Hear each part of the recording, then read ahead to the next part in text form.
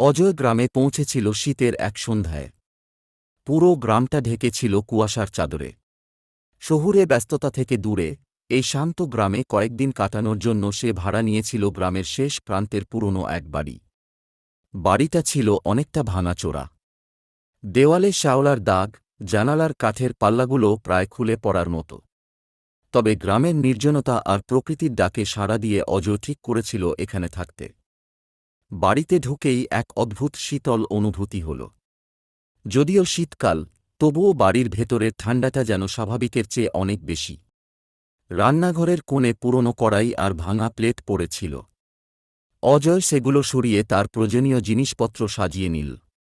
সন্ধ্যার পরেই সে টের পেল বাড়িটার চারপাশে এক ভুতুড়ে নির্জনতা। রাত বাড়ার সঙ্গে সঙ্গে কুয়াশা আরও ঘন হয়ে এল। ঘরের ছোট জানালা দিয়ে বাইরের কিছুই দেখা যাচ্ছিল না, কেবল হাওয়ার শব্দ আর দূরের ঝিঁঝি পোকার আওয়াজ। হঠাৎ করেই একটা শব্দ হল, কোনো ভারী কিছু মেঝেতে পড়ার মতো। অজয় উঠে দেখল, কিন্তু কিছুই পেল না। ভেবেছিল হয়তো ইঁদুর বা অন্য কিছু হবে। ঘড়িতে তখন রাত 12টা। হঠাৎ দরজায় ধাক্কার শব্দ।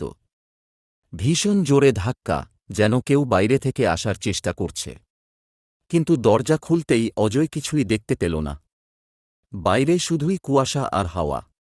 ফিরে এসে দরজা বন্ধ করে আবার শুতে যাওয়ার চেষ্টা করল। কিন্তু এবার আরও ভয়ঙ্কর কিছু ঘটল। ঘরের ভেতরে কারো ফিসফিস শব্দ শোনা যাচ্ছিল। তুই এখানে কেন এসেছিস? চলে যা। কণ্ঠস্বরটা যেন চারপাশ থেকে ভেসে আসছিল। অজয় ঘামতে শুরু করল। চারদিকে তাকাল, কিন্তু কেউ নেই। কণ্ঠস্বরটা আরও জোরালো হয়ে উঠল। ঘরের কোণ থেকে কালো এক ছায়ামূর্তি উঠে দাঁড়াল। মূর্তিটার চোখ যেন লাল আগুনের মতো জ্বলছিল। অজয় পেছনে সরে গিয়ে দরজার দিকে দৌড় দিল। দরজা খুলতে গিয়ে দেখল দরজাটা যেন বাইরে থেকে কেউ চেপে ধরেছে। সে গলা ফাটিয়ে চিৎকার করল, কেউ আছো? আমাকে সাহায্য করো। কিন্তু তার চিৎকার শূন্যতায় মিলিয়ে গেল। মূর্তিটা ধীরে ধীরে তার দিকে এগিয়ে আসছিল। মৃত্যুভয়ে অজয়ের চোখ বন্ধ হয়ে গেল। হঠাৎ করেই সব কিছু শান্ত হয়ে গেল। সে ধীরে ধীরে চোখ খুলল।